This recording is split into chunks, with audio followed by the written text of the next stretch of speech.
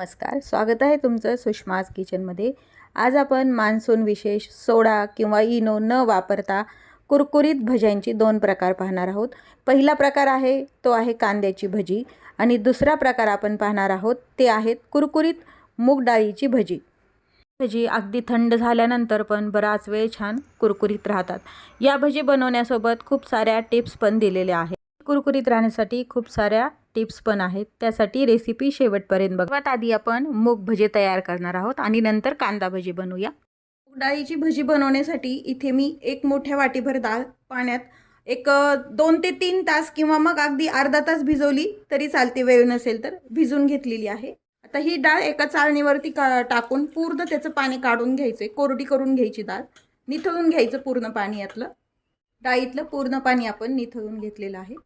तर ही जी पाणी काढून घेतलेली डाळ आहे पूर्ण मिक्सरच्या भांड्यामध्ये घ्यायची। डाळीतली आपण 1 चमचाभर डाळ अशीच बाजूला काढून ठेवणार आहोत। तर ही डाळ आपण सुरुवातीला यामध्ये पाणी न टाकताच आपण मिक्सरवरती थोडीशी फिरवून घ्यायची आहे। फार बारीक नाही एकदम आणि जाड पण ठेवायची नाही। लागलं तर आपण जे डाळीचं हे काढून घेतलेलं पाणी आहे तेच यासाठी वापरणार आहोत। आता ही मिक्सरला फिरून घेऊया।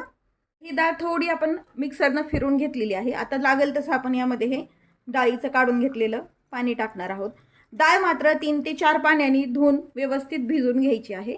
आणि हे पाणी वापरल्यामुळे काय होतं, डाळीचे जे पकोडे आहेत मूग डाळीचे ते हलके बनतात व चवीला पण छान होतात। आता हे पुन्हा एकदा मिक्सरनं काढून घेऊया। आता ही डाळ आपण मिक्सरवरती अशी बारीक करून घेतली, एकदम बारीक पण नाही व एकदम जाड पण ठेवली नाही, अशी रवाळ काढून घेतली।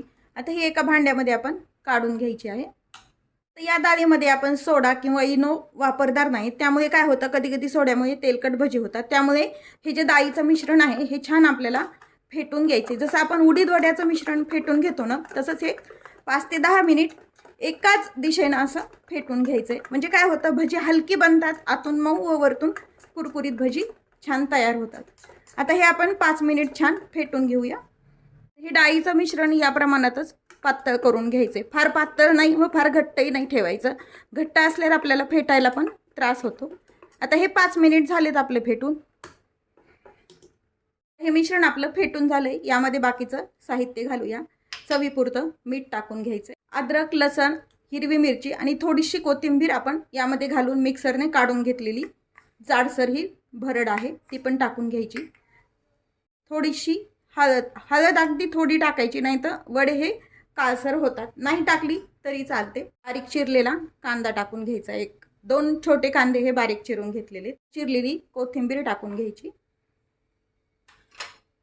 ही जी आपण डाळ आहे काढून घेतलेली आपण मिक्सरनं काढायच्या आधी ती यामध्ये टाकून घ्यायची। यामुळे काय होतं, डाळ अशी दाताखाली तळलेली डाळ अगदी चवीला छान लागते, त्यामुळे थोडीशी आधी अशी अख्खी डाळ पण यामध्ये मिक्स करून घ्यायची। ही भजी यामध्ये आपण सोडा वगैरे काही टाकत नाही, छान कुरकुरीत होण्यासाठी 2 चमचे बारीक रवा टाकून घ्यायचा। छोटे आपण पोह्याचे जे 2 चमचे असतात ते, किंवा मग 2 चमचे तांदळाचं पीठ पण तुम्ही वापरू शकता। हे सर्व साहित्य पुन्हा आपण मिक्स करून घ्यायचंय। यामध्ये रवा घातल्यामुळे हे मिश्रण आपल्याला 10 ते 15 मिनिट व्यवस्थित भिजू द्यायचंय। भिजून झाल्यानंतर जर हे मिश्रण घट्ट वाटलं तर पुन्हा आपण यामध्ये पाणी टाकू शकतो। आता हे सर्व मिक्स करून 10 ते 15 मिनिट झाकून ठेवूया। हे मिश्रण आपल्याला भिजू घातलेलं 10 मिनिट झाले तर एकदा चेक करूया आणि पुन्हा हे छान फेटून घेऊया। पाण्याची गरज वाटली तर आपण याच्यामध्ये टाकून घ्यायचे, पण लागणार नाहीये, व्यवस्थित तेवढ्या याच्यातच व्यवस्थित भिजल्या गेलेलं आहे। हे यामध्ये डाळ भिजवलेलंच पाणी का वापरलं, कारण डाळ भिजवल्यानंतर जे सत्व डाळीचं आहे ते पूर्ण पाण्यात उतरलेलं असतं, त्यामुळे शक्यतो स्वच्छ 3-4 वेळेस धुवून घ्यायची आणि तेच पाणी यामध्ये वापरायचं। इडली डोसा बनवताना पण त्याच पाण्यात जर ते पीठ काढलं तर छान फुलतात पण इडली आणि डोसे पण छान कुरकुरीत होतात। आता हे मिश्रण तयार आहे। मूग भजी तळण्यासाठी इथे मी तेल गरम करायला ठेवलेलं आहे। आपण तेल गरम झालं का ते पाहूया। छोटंसं हे मूग भजीचं पीठ घ्यायचं व यामध्ये टाकून पाहायचं। तेल व्यवस्थित गरम झालेलं आहे आपलं, अगदी टाकल्या वरती आलं आहे पीठ। हे आपण सर्व मूग भजी चमच्यानी किंवा मग तुम्ही हाताने पण टाकू शकता यामध्ये तळायला, जसं तुम्हाला छोटे मोठे हवे आहेत मूग भजीचे आकार तसे तुम्ही टाकू शकता। मी इथे चमच्यानी टाकते म्हणजे हात आपले खराब होत नाहीत। आता या कढईमध्ये बसतील तेवढे आपण मूग भजी टाकून घ्यायची त्यामध्ये। मूग भजी टाकताना गॅस मात्र सुरुवातीला मीडियम हीटवरतीच ठेवायचा. त्यामध्ये जास्त दाटतील अशी मूग भजी टाकून घ्यायची नाहीत. त्यामुळे काय होतं, एखादेच मूग भजी फुटतात पण आणि तळल्या जात नाहीत व्यवस्थित.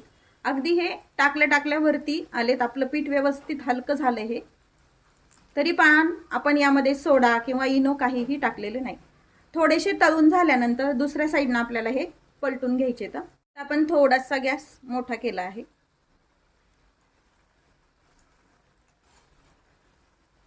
थोडेसे आपण फिरवून घेऊया, जे दोन्ही साईडनं छान तळले जातील.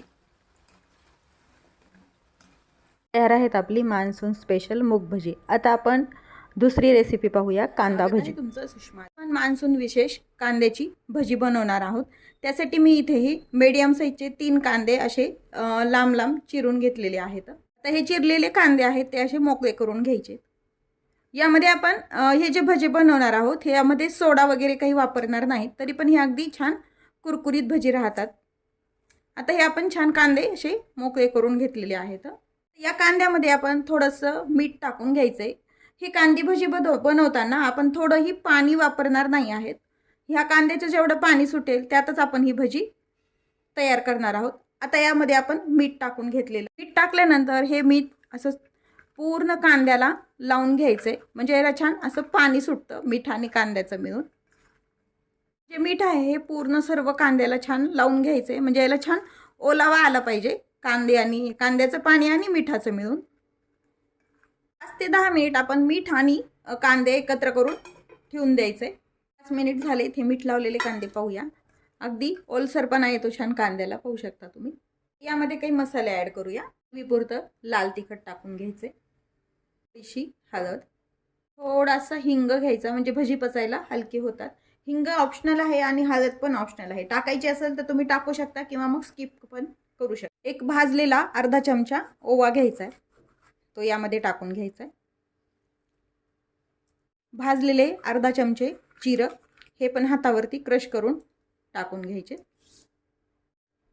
तीळ टाकून घ्यायचेत आपले पांढरे. तीळ पण हे ऑप्शनल आहेत, नाही टाकले तरी चालतात, पण टेस्ट छान येते. त्यामुळे मी अख्खे जिरे आणि ओवा तर टाकतातच, पण मी तीळ आणि जिरे पण टाकते.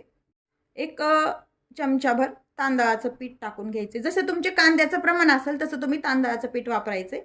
तांदळाचं पीठ आहे तसंच चण्या डाळीचं पीठ पण तुम्ही जसं कांद्याचं प्रमाण असेल तसं तुम्ही वापरायचे. खूप जास्तही नाही वापरायचं, म्हणजे कांदे असे दिसले पाहिजेत छान, म्हणजे ते कुरकुरीत होतात जास्त कांदे आणि कमी पीठ वापरल्यामुळं. यामध्ये आपण ऑलरेडीच आधी मीठ टाकल्यामुळं नंतर मीठ टाकलेलं नाही आहे मी. आता हे छान यामध्येच कांद्याच्या जे पाणी सुटलेलं आहे त्यामध्येच हे छान मिक्स करून घ्यायचे. थोडंसं सुद्धा पाणी आपल्याला वेगळं वापरायचं नाही आहे यासाठी. आता हे आपण व्यवस्थित मिक्स करून घेतोय, पाहू शकता तुम्ही. त्याच पाण्यात व्यवस्थित मिक्स झालंय. एखाद्याच पिठाचं प्रमाण कमी जास्त झालं तर मग हे कांद्याला जे निघालेलं पाणी आहे ते कमी पडू शकतं. शक्यतो असे कांदे दिसले पाहिजेत इतपतच यामध्ये पीठ टाकून घ्यायचंय. आता हे छान मिक्स करून झालंय आपलं कांदा भजीचं पीठ तयार आहे. इतपतच असं घट्ट ठेवायचं पीठ, एकदम पातळ पण नाही करायचं. मग पातळ केले की भजे पण असे लूज पडतात, नंतर कुरकुरीत राहत नाहीत. कांदा भजी तळण्यासाठी इथे मी तेल गरम करायला ठेवलेलं आहे. तेल गरम झालंय. यामधला एक अर्ध चमचाभर तेल आपण हे जे कांद्याचं पीठ बनवलंय यामध्ये टाकून घ्यायचंय. गरम तेल. यामध्ये आपण सोडा वगैरे टाकत नाही, त्यामुळे तेल टाकल्यामुळे भजी ही खुसखुशीत होतात. हे पीठ तेल टाकलेलं मिक्स करून घेऊया. आणि तेल अजून भजी तळण्यासाठी गरम झालं का ते चेक करूया. व्यवस्थित तेल गरम झाल्यानंतर गॅस मीडियम गॅसवरतीच आपल्याला भजी तळायची आहे. एकदम हाय हीटवरती तळले तर आतमध्ये भजी कच्ची राहतात व वरतून जास्त करपले जातात आणि कुरकुरीत पण. मी हे भजी हातानेच टाकत आहे. तुम्हाला जर आवश्यकता असेल तर तुम्ही चमचा पण वापरू शकता. थोडंसं हाताला पाणी लावून घ्यायचं आणि ही भजी टाकायची. ही भजी अशी वाकडी तिकडीच पडलेली छान लागतात पण व दिसतात पण, त्यामुळे त्याला शक्यतो खेकडा भजी असे म्हणतात.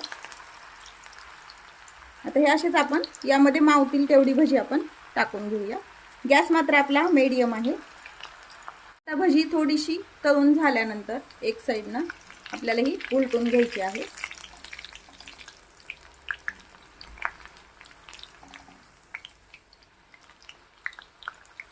आणि छान खरपूस होईपर्यंत ही भजी आपल्याला तळून घ्यायची.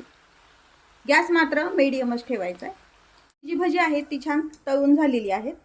आता आपण एका टिश्यू पेपरवरती काढून घेऊया, म्हणजे त्याचं एक्स्ट्राचं तेल निघून जातं. अशीच आपण सर्व भजी तयार करून घेऊया. तयार आहेत आपली कुरकुरीत मान्सून स्पेशल कांदा भजी. आणि दुसरी भजी आहे ती मूग भजी. लाईक करा, चॅनलला सबस्क्राईब करा, तसेच बेल नोटिफिकेशन पण ऑलवर प्रेस करा. धन्यवाद.